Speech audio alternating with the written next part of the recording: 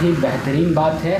वैसे बहुत सारे लोग पहले तो बायो से छुटकारा पाने के लिए मैथ ले लेते हैं, लेकिन फिर बायो में जाने की कोशिश करते हैं क्योंकि उनको मैथ का जो पढ़ना है वो नहीं समझ में आता है। तो आप उनके लिए क्या बोलेंगे? क्योंकि हमारे बैच में एक लड़की थी, उन्होंने जेई लिया था, क्लास 11th में उन्होंने 2-3 महीने पढ़ा, फिर वो नीट में चली गई। तो क्या ऐसा डिसीजन लेना सही है या पहले से ही सोच लेना चाहिए? तो मैं कहूँगा कि पहले मतलब बोर्ड्स के बाद तो आपके पास एम्पल अमाउंट ऑफ टाइम होता है, तो उसमें आप सोच लीजिए, क्योंकि मैथ भी मतलब बच्चों का खेल नहीं है कि सभी लोग कर लेंगे, क्योंकि उसमें इन्वेस्ट ऑफ टाइम इन्वेस्ट करना पड़ेगा, तभी आपका आगे बढ़ेगा। क्योंकि अगर आप स्कूल के दौरान ही आपको पता चल जाए कि आपका मैथ स्ट्रॉन्ग है या फिर कैसा है, एवरेज लेवल का भी है तो आप ले सकते हो, उसको स्ट्रॉन्ग बना सकते हैं। ऐसा नहीं अब मैथ आ ही नहीं रहा फिर भी आप उसको चूज करें तो आप गलती ही कर रहे हैं। जेई मेंस के फर्स्ट और सेकेंड अटेम्प्ट आपने दिया होगा, दोनों में कितने परसेंटाइल बने थे आपके? तो जेई मेंस के फर्स्ट सेशन में मेरे 99.85 परसेंटाइल थे और सेकंड सेशन में 99.89 परसेंटाइल थे,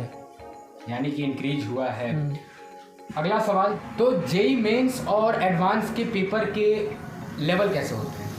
जेई मेंस की बात करें तो जेई मेंस जो है आपको वो पूछता है कि विड्थ ऑफ द सिलेबस, मतलब आप कितना सिलेबस आप कैप्चर कर सकते हैं, और जेई एडवांस की जहाँ तक बात रहे वो पूछता है डेप्थ ऑफ द सिलेबस, मतलब आपको सिलेबस 100% आप कैप्चर किए भी नहीं हैं, फिर भी आप जितना पढ़े हैं उसमें भी आप डेप्थ तक पढ़े हैं फिर तो भी आप मतलब एडवांस में सिलेक्शन लेके चले जाएंगे। और जेई मेंस जो है कि उसमें मतलब कहीं ना कहीं से मतलब पूरे सिलेबस से एक क्वेश्चन इस चैप्टर से, एक क्वेश्चन इस चैप्टर से, वहीं डिफरेंस हो जाता है, और फिर लेवल का भी डिफरेंस होता है। एडवांस वो होता है कि मल्टी कंसेप्ट क्वेश्चन मतलब 3-4 चैप्टर्स के मिक्स करके और वो पूछता है, और क्वेश्चन के लेवल में भी ज़मीन आसमान का अंतर होता है।